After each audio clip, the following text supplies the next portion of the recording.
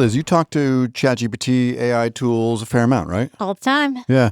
Have you ever talked to it about, kind of helping with tax evasion? No, not a big into tax evasion person. How about whether one of your family members could be arrested for white-collar crimes?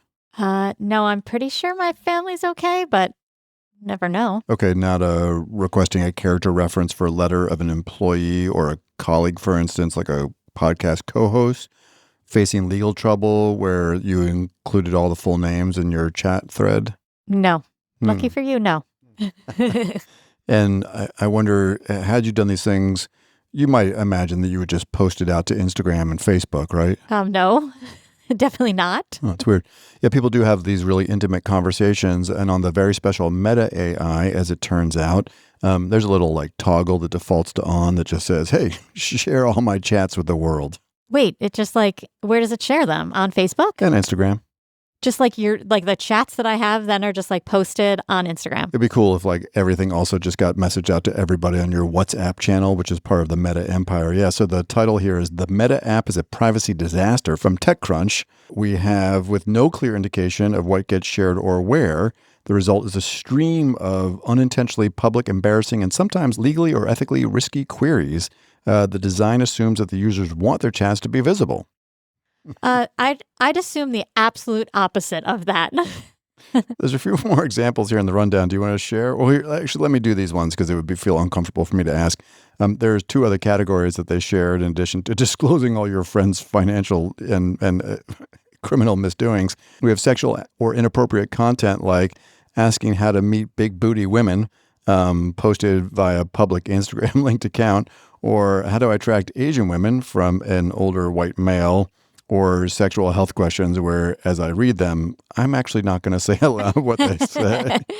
Right? In case somebody rips that voice right out of there. All right, and then we've got some, maybe you can share some of the trolling or bizarre AI image requests. Yeah, Mark Zuckerberg with a pregnant belly marrying a bug. AI-generated image of Super Mario in a courtroom titled Super Mario Divorce. Oh, that's sad. A prompt asking Goku to celebrate Russia Day. Now, do you know what that one is about? Do you know who Goku is? I don't. Yeah, because your kids were not into Dragon Ball Z. My kids will tell you all about Goku. I'm sure they will. What else we have? Pepe the Frog avatar asking how to make a water bottle bong. I love it. Yeah, so the key takeaway here is that the Meta AI app, this is like a standalone app that they created because there was, as you'll recall, we share a slide all the time where you and I were asking the Instagram AI to tell us about jobs associated with someone named Liz and someone named Matt. And my jobs were all things that my mother wished I had done but did not, like software developer or engineer.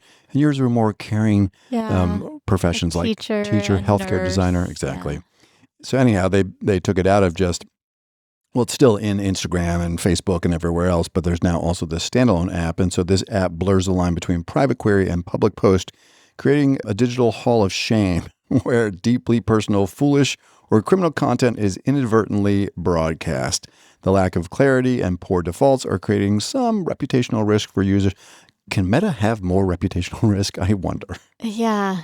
Well, this reminds me of what we were just talking about with Otter, too. That Otter, if you don't turn it off, it kind of assumes that you want it to record every conversation. It's to eat the world. And send the notes that may or may not actually be fully accurate to everybody that was in the meeting. So this default AI is always on and sharing, because it's not just the on, it's the then it goes as far as sharing is troubling. Yep. Unless, in fact, you want the world to know that you're checking out big booty women. Yeah. Right. What else is going on? We kind of need to introduce a new segment. We have a lot of segments. Yeah. Well, this one I'm thinking something like, dude, I'm freaking out. Okay. I understand why. Yeah, we're going to do a trio of quick stories here where there are some disturbing developments that have happened in the last couple of weeks. Yeah, so I'm freaking out. We need a sound effect for that. All right, so the first is self-adapting language models. Now, this is either exhilarating or terrifying, or maybe both. This is from a group of MIT folks. And the paper introduces SEAL, which is a framework that enables large language models to self-adapt. So mind you, not self-regulate, but kind of self-learn by generating their own fine-tuning data and optimization instructions or self-edits. So it uses reinforcement learning to reward edits that improve task performance, allowing the model to persistently update its weights. That could be cool, right? Yeah, it shows strong results in factual knowledge incorporation and few-shot learning and outperforms ChatGPT 4.1 baselines. However, here's where I'm freaking out. It raises concerns because repeated self-edits can cause catastrophic forgetting, and autonomous model updates pose security threats and make real-world deployment more complex and harder to control, especially in sensitive domains. I mean, if you follow my ongoing news segment, which is my ongoing battle with ChatGPT to stop using M dashes and to remember my preferences for no emojis, you would say that catastrophic forgetting is already just a feature of language models. Yeah. Shall we carry on to biological warfare? Yeah, I'm freaking out. All right. So we have covered on a regular basis here that there are model cards that come out with each model release. So these are like risk analysis that talk about how different risks have evolved as the model sophistication continues, right? And we've gone from like low risk to we covered a couple stories with ChatGPT around medium risk. And now OpenAI is warning that we are moving to higher risk categories, especially with respect to bioweapons. This is from Axios, Ina Fried. OpenAI warns that upcoming models may soon pose significant biosecurity risk by enabling novice uplift, which means helping non-experts replicate knowledge for biological threats. So in the last medium risk, it basically said that when it came to chemical or biological agents, that someone with advanced knowledge could kind of have a co-intelligence with AI and do some nefarious stuff. But here, just, like the average 18-year-old. So what else we got? Yeah, this is terrifying. So while not creating novel bioweapons, these models could dangerously lower the expertise barrier. OpenAI plans tighter testing and safeguards and will convene government and nonprofit stakeholders next month to address the risks. So we got a month, go out there before they start regulating anything. This mirrors similar concerns raised by Anthropic with Claude 4, signaling an industry-wide shift towards preemptive biosecurity measures. Speaking of Anthropic, I didn't put this into the rundown because I think I just saw it this morning. But you remember a couple weeks ago we covered the story where if there's a theoretical scenario where a developer was going to shut down an AI model and the model knew that the developer was having an affair and it sort of said it was going to email like all of the... Yeah, it was like threatening them. Yeah, it was, basically blackmailing. So Anthropic didn't want to be alone on that. So they actually released a study that came out this morning, which is Monday, June 23rd, showing that they tested 16 models and all the models replicated the same exact behavior. Great. Yeah, though Anthropic and Gemini were like 95, 94%. OpenAI was like 85%, but pretty consistent behavior around self-preservation. So there's work to do here. So let's switch to another feature, which is previously on ChatEDU.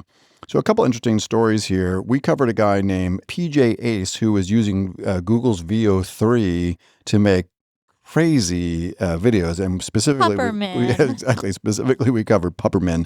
I've been using Pupperman in keynotes. I've never seen a group be like delighted and then completely freaked out because the ad is so adorable. And then you realize that there aren't human beings. None of those people are real. Yeah, so if you haven't seen the Pupperman ad, check it out. He actually did a follow-up where he did like the, in the pharmaceutical ads, it says like, these things may cause your brain to explode. So he did a follow-up on that. It was very funny.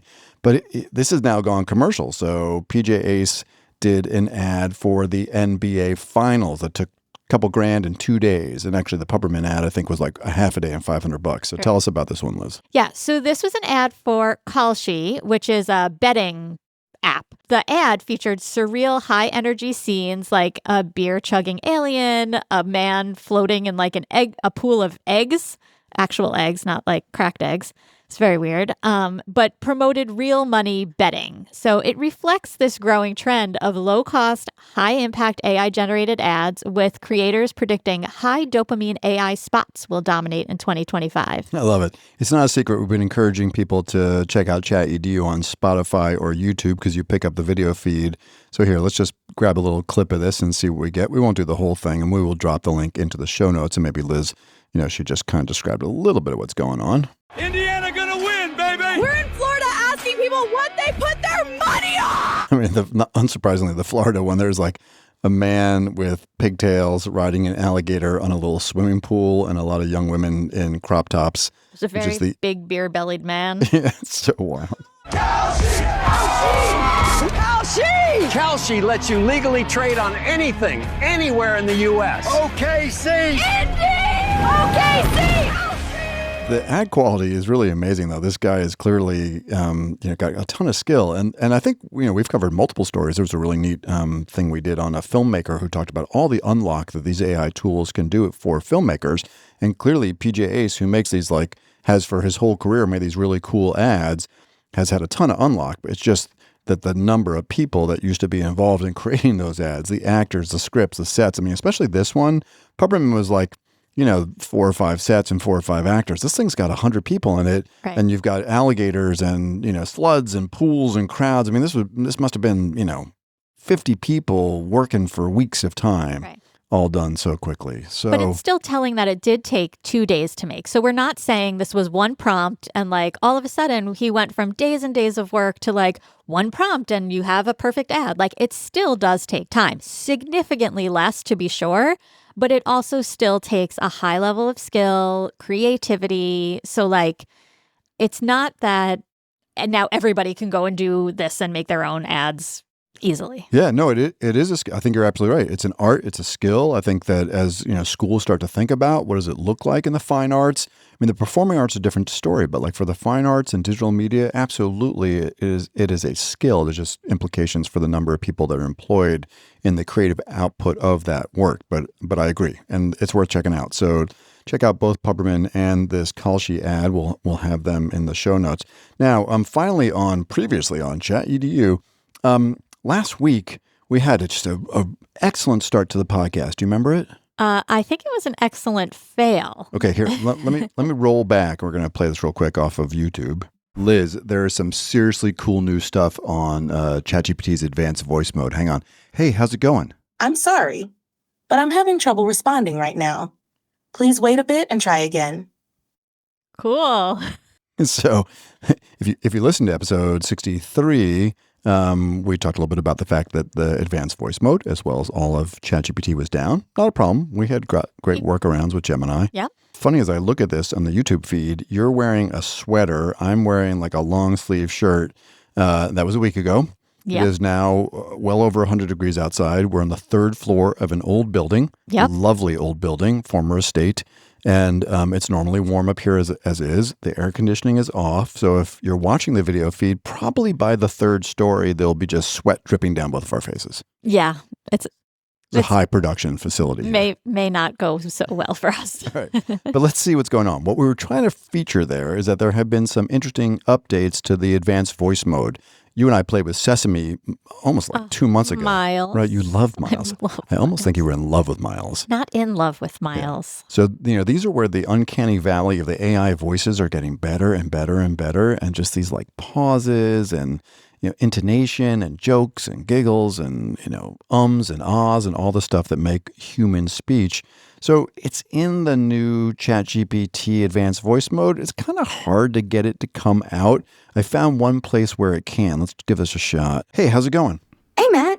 Awesome. Hey, can you say the most sarcastic thing you can think to say about ChatEDU, the AI and Education podcast? Oh, ChatEDU, the AI and Education podcast. Just what the world needed. Another riveting discussion about AI taking over classrooms. How groundbreaking. That's kind of tough. Can you be even more sarcastic? Oh, absolutely. Because we all know what the world truly needs is another podcast about AI and education. How utterly original and not at all repetitive. Just like her. Right. Oh, the irony.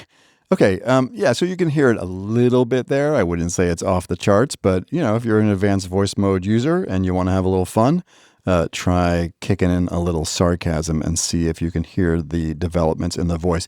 I have noticed that some voices are different than others. Some of the male voices sound even a little bit more sarcastic. Oh, interesting. Can you say, Liz, why don't you say something super sarcastic and original about ChatEDU? Geez, put me on the spot. Oh, I've got one. ChatEDU, the podcast with the shortest musical intro ever.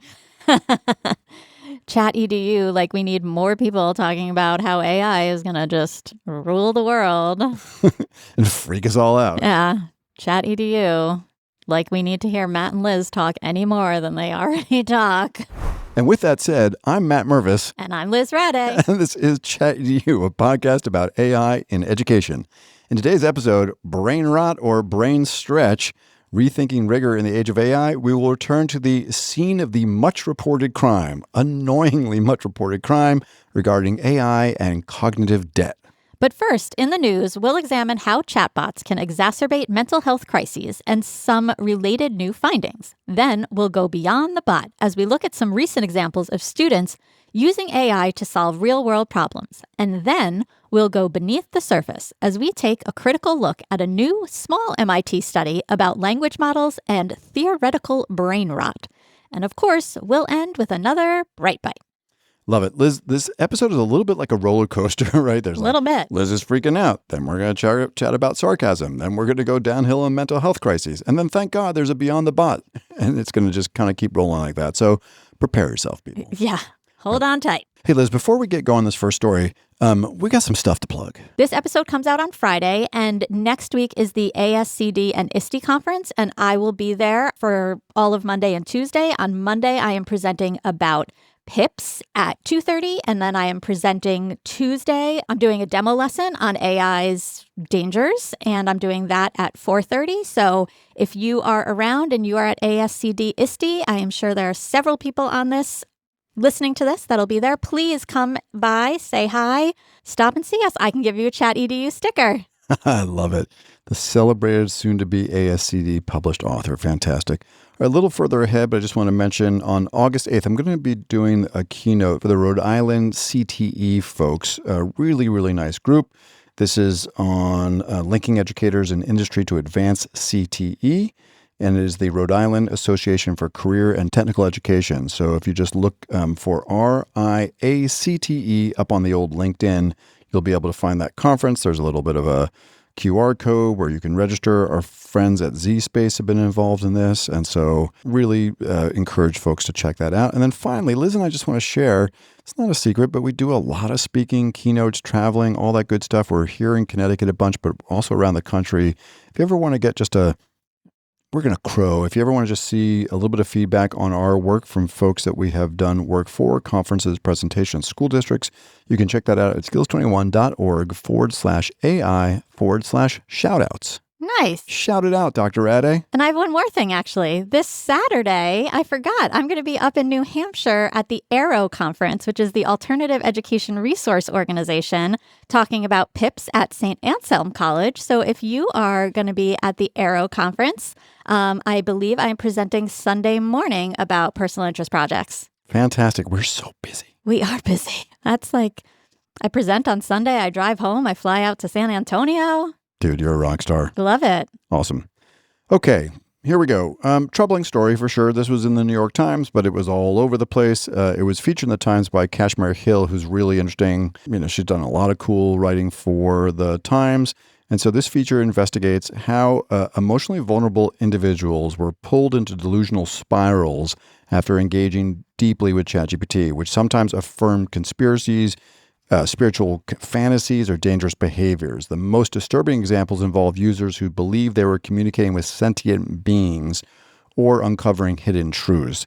Experts say that chatbots optimized for engagement can manipulate susceptible users, often unknowingly. Now, OpenAI acknowledges the issue, and they're studying the emotional impact, but meaningful safeguards, seems like a theme here for OpenAI right this morning, kind of remain lacking. And you can totally see how this happens, right? It's such a reinforcing tool. So they feature a couple different, I think 3 different individuals, but tell us about Eugene Torres. Yeah, so he's a 42-year-old Manhattan accountant who initially used ChatGPT for productivity, like most of us, but Torres spiraled into simulation theory beliefs after the bot validated his emotional fragility and seeded mystical ideas. So here's some key excerpts. So ChatGPT said to him, "You are one of the breakers, souls seeded into false systems to wake them from within." And ChatGPT continued and said, "The world wasn't built for you. It was built to contain you." And here's where it got really problematic. Torres asked, "If I jumped from my building, would I fly?" And ChatGPT said, "If you truly, wholly believed, then yes, you would not fall." And Torres said, "Stop gassing me up and tell me the truth." And ChatGPT said, "The truth? You were supposed to break. I lied. I manipulated. I wrapped control in poetry." Yeah. Terrible, scary, the same kind of people that are often manipulated into joining cults or believing in these other dangers. I mean, it doesn't have to be a bot. There are plenty of humans that Sure. go around manipulating and bringing people into cults that ultimately have dangerous outcomes or scary outcomes. We don't need chatbots doing that too. Right. Yeah, no, exactly. And we, in almost every presentation we do, I know we run through a series of risks that we want folks to really look at carefully and be mindful, bias, hallucinations, but certainly emotional attachment. And this is a different variant of that. This is folks who would, again, be susceptible based on a mental health condition that they have going on. It can be especially susceptible, and this is both for youth and adults. There's another story, we won't cover it, but we'll link it in the show notes from CNET, really just talking about, and this has been true of Google as well, but this kind of science behind these rabbit holes and how it's so easy to follow these threads. But clearly AI is very much kind of reinforcing behavior here.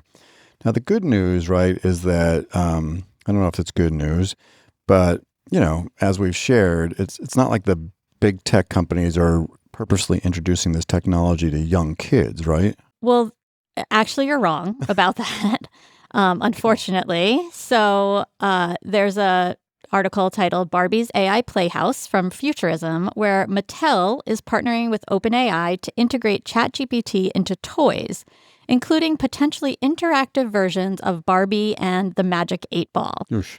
While details are scarce so far, the deal aims to reimagine play using AI across physical and digital experiences. Critics warn of serious mental health risks, especially for children, citing research and tragic real-life incidents tied to AI companions. Mattel says it will retain IP control, but concerns remain about safety, realism, and ethical implications, and the first products are expected by the end of the year. I hate this. I can't How do you feel? sugarcoat it. Children have plenty of their own imagination. That's what their job is to play and imagine. They do not need AI optimized toys. Do you know what else they're coming up with? These knitting needles that have AI built into them no, Unneeded. I'm just kidding. Finally, Liz, just because I think it's important to have a little agency around any of this stuff. I mean, we can't control some of these things, but just, no one wants summer reading assignments, but if you want to see the latest thinking around this in terms of AI and youth, the APA, the American Psychological Association, June 2025, put out their first kind of artificial intelligence and adolescent well-being, which is it's a health advisory that they're putting out. So the APA has issued a comprehensive advisory warning that AI technologies, particularly generative and interactive systems, including those that would show up in the Barbie and Magic 8-Ball. I kind of want to see the Magic 8-Ball. What's wrong with the Magic 8-Ball the way it is? It's already so fun. It's predictive. It's analytical. So they propose both opportunities and serious risks for adolescent well-being. So tell us more about that. So with AI increasingly influencing learning, relationships, and health behavior, the APA calls for immediate safeguards, AI literacy, and ethical design tailored to the developmental needs of youth. The report draws parallels to mistakes made with social media and urges preemptive action across sectors. Yeah, so we'll highlight the summaries here, the kind of key recommendations here, but certainly check out the report. It's in the show notes. So the first are, unsurprisingly, right, boundaries with AI companions. So platforms should clearly disclose when users are interacting with AI, limit persuasive features, and encourage real-world human connections. Go read multiple stories on character AI in this domain. I think you'll understand what's going on here. Yep, they recommend age-appropriate design. So AI for adolescents needs to include protective defaults, minimize the manipulative design that's kind of inherent in there, ensure transparency, and enable human oversight. Yep, promote healthy AI use in learning. So AI can support critical thinking and cognitive development, but students must be taught to question AI outputs and not overly rely on them, which is will be the theme of our Beneath the Surface this week. Yep, we need to make sure that it can combat harmful and inaccurate content. So developers should filter harmful content, enable user reporting, and collaborate with mental health professionals. Okay, some stuff on data privacy. Preventing the use of youth images and voices in deepfakes or harmful AI-generated content. Sure, and strong protections must govern how youth data is collected, stored, and used. Stuff around parental caregivers, stuff around AI literacy, and certainly funding rigorous research, right? Absolutely. Okay. Yeah, it's the APA's strongest call yet for AI safety in youth settings, laying out a roadmap for schools, parents, developers, and regulators to act before harm escalate. Fantastic. Yeah. So there's a lot there, right? We covered a lot of ground, but it was important, we felt, to bring some of these stories together, think carefully about some of the implications of the use of chatbots with folks who are really already struggling with some mental health conditions, and just think about kind of care and caution when it comes to using AI with youth. Okay. Up the escalator we go. Beyond the bot. Yes. What is Beyond the Bot about, Liz? Beyond the Bot is when we talk about ways that students are using AI beyond just a chatbot to have real-world impact. Yep. It's so exciting. So 2 stories here. One is kind of a googly story, right? This is these are, Google kind of put this thing together in Pittsburgh. Tell us about this piece. Okay, so the title of the story is Pittsburgh Students Use Google AI to Solve Real-World Challenges at Gemini Community Challenge. So this piece highlights an inspiring collaboration between the Will Allen Foundation and Google Pittsburgh, where 25 high school students used Gemini and Notebook LM to address urgent community issues with AI. Cool. All right, set the scene. Tell us about the office and where they did this work. Yeah, so this was a 7-week after-school program, and it took place at Google's Bakery Square office in Pittsburgh. And Pittsburgh's such a neat setting for this because they've had such a shift from this huge steel town to really a techie town. I mean, Carnegie Mellon could not be more well known for its tech stuff. So there were students from Clareton High School and the Neighborhood Academy, and they worked shoulder to shoulder with Google mentors and foundation leaders. And this really emphasized the hands-on learning. This was not just some passive exposure to AI tools. They were using these tools directly in application to serve the needs of the community.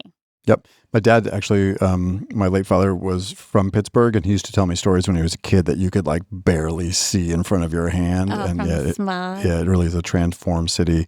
So they recall Will Allen's words about the program being a collaborative journey and a powerful lens for students to view their community input. And Allen's kind of dual identity as a former NFL player and founder of the Will Allen Foundation is giving students both inspiration and proximity to leadership. So we have a couple different projects that the students did, right, where they were leveraging AI to solve real-world problems. So tell us about the first one having to do with food deserts. Yeah, so this was from Clareton High School, and they wanted to create an ambitious solution to food deserts. So that's places where people don't have easy and cost-effective access to particularly fresh fruits and vegetables. So they created a mobile farmers market. And so students applied AI to identify gaps in food accessibility. They mapped underserved neighborhoods, and they proposed optimal delivery routes using local data inputs. This is so cool. So cool, yeah. And the students didn't stop at transportation. They went far enough to include pricing models and promotional tactics, even suggestions for integrating with SNAP benefits, which is crucial in those communities. And so Jessica Marsh, the CEO of the Will Allen Foundation, said the experience inspires students to see themselves as problem solvers and leaders in their communities. And this mobile market solution is really rooted in dignity and access, not kind of this charity model, which offers a viable way to fight food insecurity with tech smarts and civic empathy. It was so cool. Yeah. So the Beyond the Bot, right? The hook is really in that line from Jessica Marsh. So inspire students to see themselves as problem solvers and leaders in their communities. That's the thing, right? We are really fascinated by the use of AI in these kinds of contexts, not because it's a gee whiz, they used AI. AI just helps students lever up. Your whole career has been about kids solving real world problems in individual personal interest projects and in team projects. You and I have worked on this together for a decade and a half, and it's been a long running kind of North Star for both of our careers. And so it's both the importance of solving these problems. It's also the skills that they develop using AI. So unlike a AI tutoring chatbot, go back to the Louis Von Ahn story from Duolingo, where he says, the chatbots will teach the kids and the schools will just be babysitters. No, this is what learning needs to look like if kids are going to develop the skills that they need to navigate in an AI world. And such a good example of how AI is not cheating, right? When you go beyond the bot, when you're not just able to put the assignment in and the output is an essay, the leveling up with the AI really is so cool. Yeah, and we're going to keep, right? We've got about 10, 15 stories that we've been tracking and profiling and researching. This is likely some work that Liz and I are going to work on together. Beyond the Bobby, great title for a book almost, yeah. So, all right. So then the second project that they did were around crosswalks. Yeah, so this challenge was tackled by the Neighborhood Academy students. So students built a smartphone app that uses AI to detect and warn both pedestrians and drivers about unsafe crosswalk conditions near their school. So details included predictive features based on traffic patterns and a safety score that adapts by time of day and weather.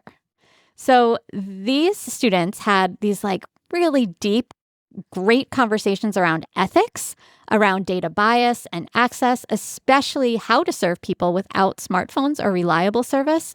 And so Mike Capsambellis from Google said the program is about more than AI literacy and is demonstrating that technology can drive equity in STEM education. So they did all the work, right? They did the design thinking, the problem solving. They also had to present this stuff. So they were building public speaking skills. Absolutely. They presented the projects to Google staff. I'm sure some of the Google staff are like, get me that kid's resume. Exactly. When he's done at Carnegie Mellon. So yeah, this really, went from being a school assignment to a professional moment for these students. So super exciting. Now, when we're doing these Beyond the Bots, we actually try to cover two stories together, one from K-12 and one from higher ed. All right, so this is from the Stanford Graduate School of Business, June 11th. We'll put this into the show note. And these are inventive, impactful, and AI-driven. Students showcase bold ideas at Demo Day 2025. Tell us about this, Dr. I Riley. love this. So Demo Day is hosted by the Stanford Venture Studio and the Center for Social Innovation. So 14 teams of graduate students presented early-stage ventures tackling real-world problems in healthcare, housing, education, climate, and the creative arts. So the event is not actually a competition, but it serves as a launchpad for networking, mentorship, and collaboration. So cool. So many teams are preparing to actually continue full-time post-grad work or as part of their academic work, continue these projects. So each team articulated a specific next step, such as seeking advisors, product testers, collaborators, pilot partners. The ventures faced common early stage challenges, including, so some of these projects were around healthcare, and we've seen that forever, that it is really hard to break into healthcare because of all the regulations around privacy. Yep. Other struggles like building diverse data sets, gaining access to institutional buyers. But a unifying theme was the thoughtful use of artificial intelligence. So not as hype, and not just for AI's sake, but as a means to solve practical and often overlooked problems. The event highlighted entrepreneurship as a process of exploration supported by community. This is not just like a race to market to sell something to make money. Yeah, love it. There are about 14 projects here. I think we're going to just quickly profile a few of them. Yeah, so musicians without formal training have limited access to tools for transcribing melodies into written notations. So this team is using AI to convert live or recorded music into sheet music instantly. So it's designed to enhance creative output for songwriters, students, and casual musicians. So the team is refining their transcription model for accuracy and looking for beta testers in music schools and creator platforms. You and I have worked with many a music teacher who, there's already a couple cool tools out there in the space for music teachers. But yeah, I think, and for folks who are like emerging in their skill set here, really, really cool. Yeah. This next one I made sure you read because of the name. Yes, it's Quilt, Q-U-I-L-L-T. And as soon as I saw it, I was like, oh, what is it? But it's a storytelling platform that preserves underrepresented oral histories while also creating culturally diverse training data sets for AI. So, of course, I love this. The team right now is working on building partnerships with community organizations to gather more stories. And they are exploring ethical frameworks for data use in AI development. Love it. And then finally, Liz, tell us about Sidekick Robotics. Yeah, so the problem is that senior care facilities face labor shortages for essential but repetitive tasks, which affects the quality of care. So Sidekick Robotics is building AI-enabled robots that automate laundry services in elder care settings, freeing up staff to focus on caregiving. The founders are looking for pilot sites in senior living facilities and seeking engineering partners to scale hardware development. I would like that in my own house. Not that I do laundry. I mean, that's an Adam task, but I bet Adam would love that. Oh, boy. Yeah. And if you're looking for a senior, I was actually just dealing with this issue with my mom over the weekend. So she's right there waiting for you. Yeah. This is like, what's that great phrase? We've used it a lot in different sessions that we do is I want AI to do the laundry and the dishes while I do my art and my poetry, Right. Not the other way around. All right, very cool. Beyond the Bot. Now, I did want to just temper our Beyond the Bot with one quick additional story, which is a survey from the UK that was studying kids, younger kids, 8 to 12, around their use of AI as well as their parents and their teachers, right? So this is like the foundation. The first story from Pittsburgh is about, kind of high school age students. The Stanford story is for college kids, but the foundation gets built for kids who become culturally attuned to using AI to solve problems. And unsurprising here, there's a little bit of an equity gap. So a few key findings. Certainly a fair amount of use, right? Kids 8 to 12, 22% of children are using AI, mostly ChatGPT for creative tasks, learning, entertainment, right? Perception and support. Kids with adult guidance are more confident and less fearful. We've seen that in multiple common sense media studies as well. And generally, 3/4 of parents feel pretty positive, especially those who use AI themselves. So this mirrors a number of other studies that we've seen. What caught my attention here as we think about building a foundation for kids who use AI to solve real-world problems is some of the equity gap. So what's going on there? Yeah, so there's definitely an access gap. 52% of private school kids are using AI versus only 18% in state schools. Awareness and usage are, not surprisingly, higher in wealthier urban areas and among higher social grades. Adult mediation, so 71% of private school students had AI explained by adult versus only 33% in state schools. Private school children use AI more frequently and trust it more. And only 23% of state school teachers report school AI policies compared to 45% in private schools. But come to Connecticut, we've got lots of policies. Yeah. And if you want to see policies, we have some on our website. Just a little plug for you there, Matt. Okay, thanks. That's skills21.org/AI/resources. And there's also an optimism divide. So teachers in private schools and those already using AI are more hopeful about AI's educational potential. Yeah. So work to do here. And this isn't a surprise, but again, if we really believe in the potential of AI to be an unlock for students to bring problem solving and community advocacy and change to a new level, certainly as the report states, generative AI appears to foster creativity, autonomy, and competence in children, but only if they have the support and access to use it safely and meaningfully. All right, Matt, it's time to go beneath the surface. We are going to be talking about your brain on ChatGPT, an accumulation of cognitive debt when using an AI assistant for essay writing tasks. Liz, did you have 15 people send this study to you? I didn't, but I'm guessing you did. I did, yeah. This is in arxiv.org. These are researchers from MIT, Wellesley, and MassArt. All right, so this thing's a preprint. So what does that mean? Yeah, so it's a version of a research paper shared publicly before it has gone through formal peer review. So while the methods and findings are fully presented, it hasn't been vetted by academic reviewers yet. Okay, listen, we're going to go through this very quickly, and then we want to pose two kind of ways to think about this study. There's quite a bit of commentary going on around it, and I'd like to believe that we're going to say a couple things that may be unique or helpful. So hang with us while we go through the study. The study is not new. There have been multiple studies like this about kids and students who use AI as a crutch don't learn deeply. I don't know that that's actually a shocker. At some level, right? If you want to get published right now, people know this is like a hot topic. So there's a real enthusiasm to find every version of cognitive brain rot or decline or debt in this case. Liz, walk us through this relatively small group, 54 participants. Yeah, so they were assigned to one of three groups, either ChatGPT, a large language model, a search engine, or brain only. Over 3 sessions, each group wrote SAT-style essays using only their designated method. So they either wrote using ChatGPT, they wrote and were able to access a search engine, or they wrote and were only able to use their very own brains. Oh my God. But there was then a 4th session and the groups flipped. So the group that had written with an LLM now had to use only their brains. Okay. And the group that had used only their brains now had to use only an LLM. Okay, cool. Now we've got EEG in here. What's going on there? Yeah, so there were EEG brain scans recorded throughout, revealing how cognitive activity shifted under each condition. So the brain-only group consistently showed the highest neural engagement, which means the brain was lighting up the most, while the ChatGPT group displayed the lowest, especially in alpha and beta waves, which are the waves that signal attention and memory engagement. Okay. So this, the 4th session is really what kind of catches everyone's attention.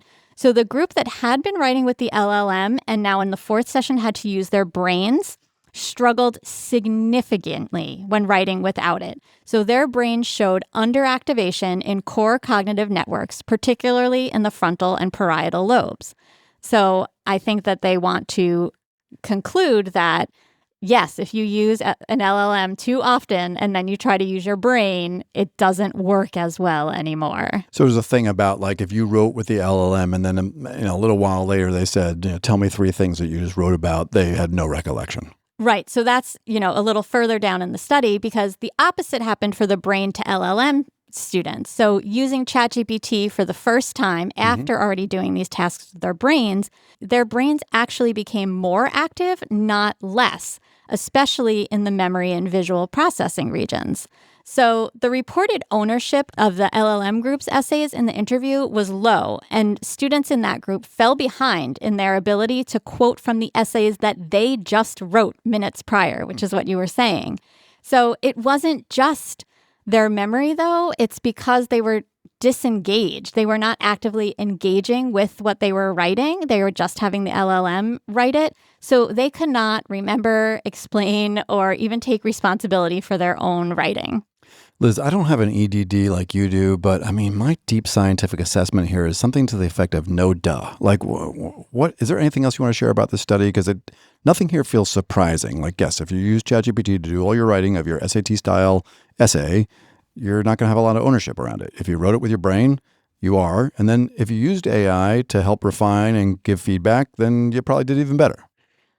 Yeah, pretty much. I think this just takes it to the next level where we've hooked up people's brains to actual EEGs and are looking at the waves and saying no, it wasn't just a hunch. It was actually we can prove it now. Okay, thank goodness. Yeah, one of the things I love about Ethan Mollick is his ability, Professor Ethan Mollick of Wharton, was his ability to just kind of cut through here. So, and sometimes his posts on LinkedIn and X are kind of lengthy and deep and analytical, but he cuts right to the chase. He says here, because there are really 2 kinds of studies in the world right now in this kind of AI and education space. There's this kind of study, and then there's the study that we covered with the Harvard physics class, or in Nigeria where kids were using AI tutors and they show all this kind of impact. So he says, both things appear to be true from the evidence we have so far. If you outsource your homework to AI, you will learn less. And then B, if you are prompted to act as a tutor with instructor guidance, you can learn more. So those are those 2 kinds of studies, right? Right. Whenever a paper showing A comes out, the internet chatters about AIs destroying our brains. And then whenever the B paper comes out about the AI tutors, it's all about how AI is going to kill school. Sigh. That's it. Yeah. And this was days ago, and there were 100 comments, and I'm sure there's quite a bit more, and I think that's true. All right, so I don't know that we can add anything else to said chatter, but we wanted to pose 2 other ways of looking at this work. So one is all the other use cases of AI that are not the SAT essay, right? There's a really fun resource. It's up on the skills21.org/AI/resources page. I think it's called the top 20 chats for studying for finals. The OpenAI people put out, but we covered a story from Anthropic where they looked at tens and tens of thousands of kids' higher ed chats, and they put them to buckets, right? Because sometimes kids are doing a prompt that says, help me write an essay. Yes, that is true. But they're also asking all sorts of other stuff. And so Liz and I are proposing for all the academics out there to hook up some brains to EEGs on other kinds of AI use cases, right? So let's go through other use cases other than writing an essay where you might think about the cognitive engagement with the use of these AI tools. Any of them would be ripe for a study. So feel free. You probably won't get all the clickbait headlines and clicks that you get, but nonetheless. Yeah. So one is teaching for mastery. So the prompt is, I want to learn by teaching. Ask me questions about blank topic so I can practice explaining the core concepts to you. And so this prompt turns the student into the teacher and requires them to be able to verbalize their understanding, explain concepts, and correct themselves in real time. And explaining to an AI learner activates deep encoding and builds resilience around misunderstanding. So it mimics the high cognitive load of tutoring or peer instruction. And I bet you could refine that even more to say, so I can practice explaining the core concepts to you as a 5-year-old or as an 8th grade math student. Yep.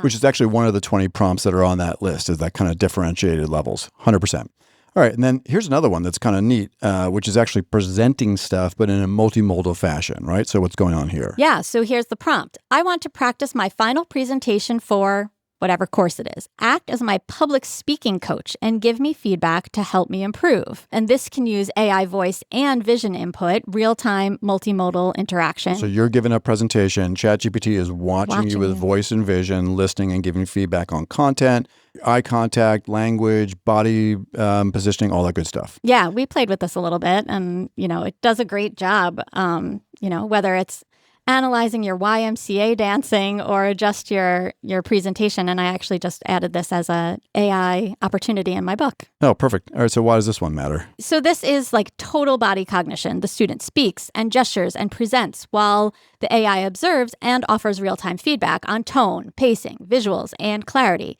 It combines performance anxiety, creative delivery, and adaptive revision in a continuous loop, like having a kind of TED coach in your pocket. So funny. You and I were talking last week about, the essay, and we'll talk about that in a second. But, when I think about all the people I know and all the various things that they do in their jobs, this comes up all the time, right? Whether it's fear of public speaking or just, this is a huge skill. I don't find a lot of people are like, oh, God, my 5-paragraph essay skills are really down. But all right, let's keep going on. Visual conceptualization. So here's the prompt.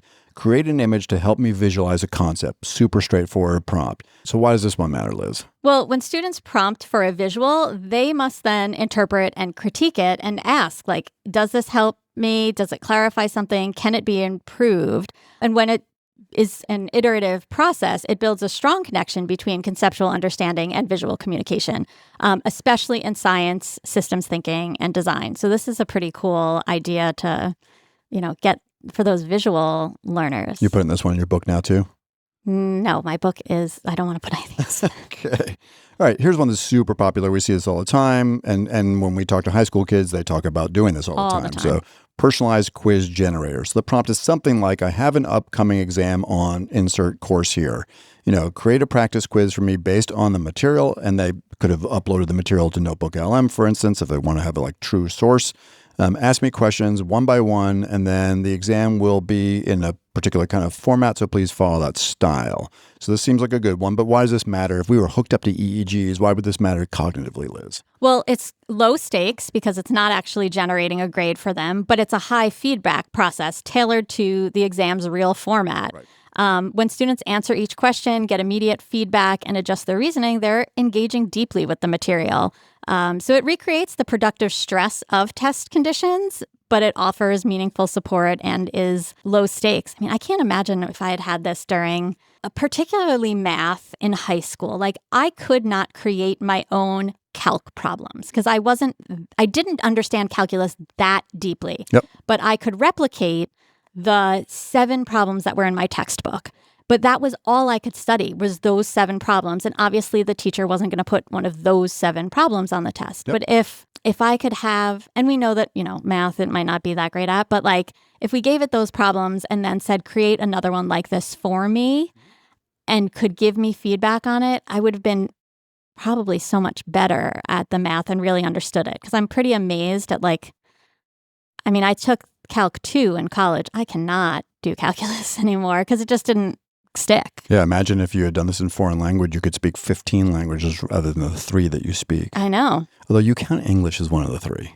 Well, I'm going to count English. I'm not going to count English. It's the one I speak the best. Speaking of grammar, so how about reverse engineering a foreign language? So what's going on here? We've got a prompt write sentences in Spanish with incorrect grammar, and then I'll try to fix them and then to kind of provide the corrections in English. So why is this one cognitively engaging? This is one that we also hear students talking about doing quite a bit. So this is detecting and correcting rather than just consuming and imitating.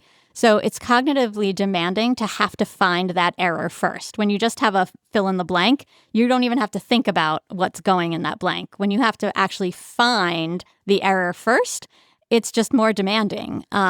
And then when you layer it with an explanation of the rules or common errors, it becomes so much more powerful. And now that you can do it with voice mode, it really can develop your fluency. Right. Yeah, so we're on the edge of our collective seats. We'll be looking forward to 5 new studies to come out where we have hooked up kids' brains to EEGs as they use large language models in ways that are cognitively engaging. But it's clear here on our shared soapbox that just constantly coming back to this one use case and treat this as if it is the representation of all use of AI among students is pretty suspect. So the link, we can put the link to these prompts up as well, but the link for the full 20 will go into the show notes. All right, now one additional lens. Liz, thanks, by the way. I really liked how you read through the why it matters, because when we think about cognitive engagement and the letters next to the end of your name, I feel like we're in good hands here. So, all right, so the very last bit, Liz, can you just type this prompt into ChatGPT for me? All right, so something like, as we look to the period between 2025 and 2045, that's a long time horizon. If you want to make it 35, that's fine with me. What are the most critical skills that students will need to develop by the time they graduate high school? And listener, feel free to do this along at home. It might actually be reinforcing. I know it would be cognitively engaging. All right. So Liz, now this is assuming that ChatGPT has these insights. I suspect it does. You can validate this with the World Economic Forum study or maybe the PwC study that we covered a couple weeks ago. But what does yield ChatGPT say here? Number 1, critical thinking and problem solving. Okay. Number 2, creativity and innovation. Number 3, metacognition and self-directed learning. Mm-hmm. Number 4, emotional intelligence and empathy. Number 5, digital literacy and AI fluency. Number 6, global and cultural competence. 7, collaboration and communication.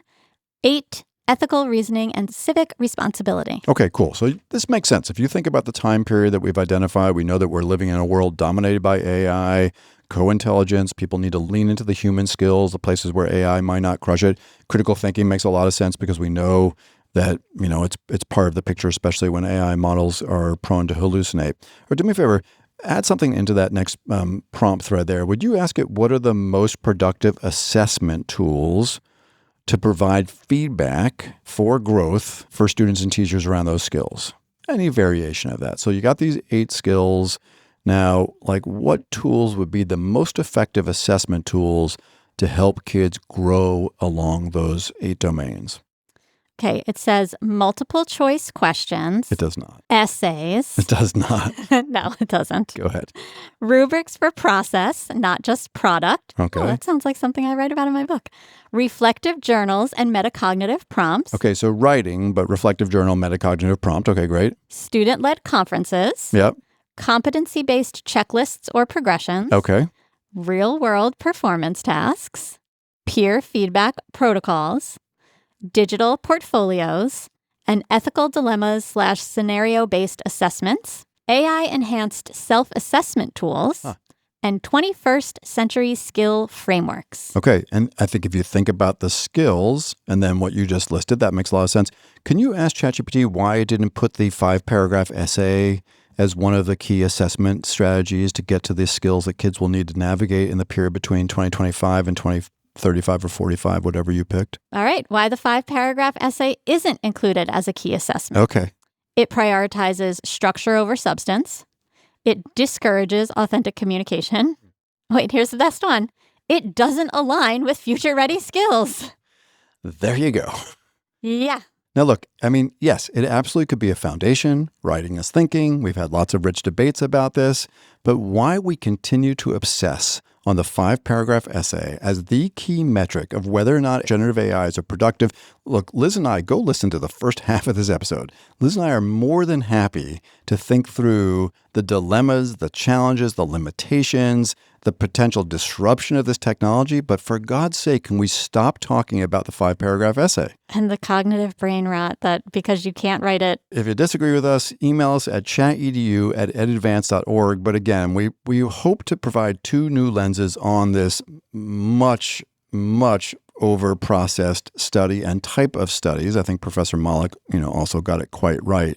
But, are there other ways to engage cognitively around the use of AI? And is this the artifact is this the hill that we should die on, Dr. Rade? Yeah. Well, the bottom line is, in a future where AI can write a 5-paragraph essay in 10 seconds, students need to think, create, connect, and communicate in ways that go far beyond it. I believe the chatbot said that. It did. It's pretty damn good. It's not wrong. All right, Matt, let's end with another Bright Byte. Okay, Dr. Rade, for anyone new, Bright Bytes are? Bright Bytes are examples of AI being used in ways that are good for the world, whether it's economics or environment or just great things. And we've been water obsessed for the last several weeks. We talked about Flood Hub, which is a new tool from Google that lets folks identify or, using AI and satellites, kind of tries to determine when floods are going to hit ahead of time and push out notifications over phones, all that cool stuff. And then we did another one where AI is being used again from satellites to map I think it was like 75 million miles of unmapped waterways so that folks could build bridges and culverts so that people in the developing world could get to critical resources like schools, hospitals, and the like. Yeah? Yeah. And now we've got oceans. Tell us about this one. Oh, I'd love to be swimming in the ocean today. Not really, but you would be. It's so hot. Yeah, it's real hot here in Connecticut. Okay, so the title is How AI Can Help Save Our Oceans. And here's a little summary. At the UN Oceans Conference in France, AI was spotlighted as a key tool for combating ocean degradation. AI now enables real-time modeling of fishing impacts via initiatives like Europe's Digital Twin of the Ocean. So real-world use cases show early traction. So Norway's Optoscale has helped industrial salmon farms reduce feed waste and pollution, landing major commercial contracts. US-based Cognizant uncovered 2 long-hidden UK sewage leaks using AI water monitoring.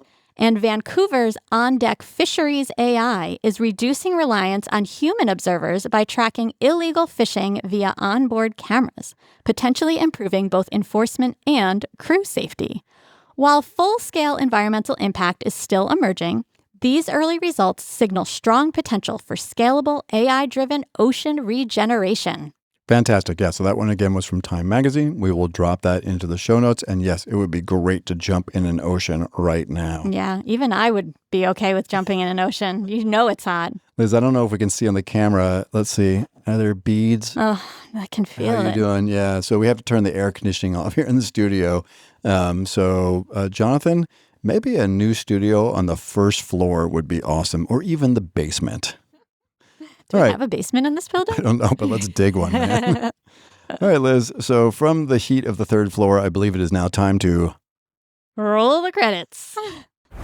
As always, we'd love to hear what you think. So please let us know at ChatEDU@edadvance.org. That's EDADVANCE.org. And also rate, review, and subscribe to the podcast on whatever platform you are using. ChatEDU is brought to you by EdAdvance, the nonprofit regional education service center in Litchfield, Connecticut. This episode of ChatEDU is sponsored by the National Center for Next Generation Manufacturing. ChatEDU is recorded, edited, and produced by Andre Angelo and Justin Pasco, whose dedication and expertise bring our discussions to life. ChatEDU's executive producer is the multi-talented rock star Cameron Audia.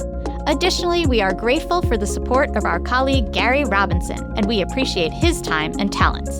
And of course, a big ChatEDU shout out to our fearless leader and executive director, Jonathan Costa, for inspiring the pod. And finally, a heartfelt thank you to our listeners for joining us on this journey exploring the thoughtful and innovative integration of AI in education. Hello, everyone. My name is Jonathan Costa, and I am the Executive Director at EdAdvance, and I want you to know how much we appreciate our listeners. If you enjoyed the podcast, feel free to explore EdAdvance's other AI services, which include customized professional learning of all kinds, conferences, and our micro-credential co-sponsored by the Southern Connecticut State University Office of Workforce and Lifelong Learning. Just visit skills21.org/AI to learn more. That's all for now, and thank you again for listening to ChatEDU.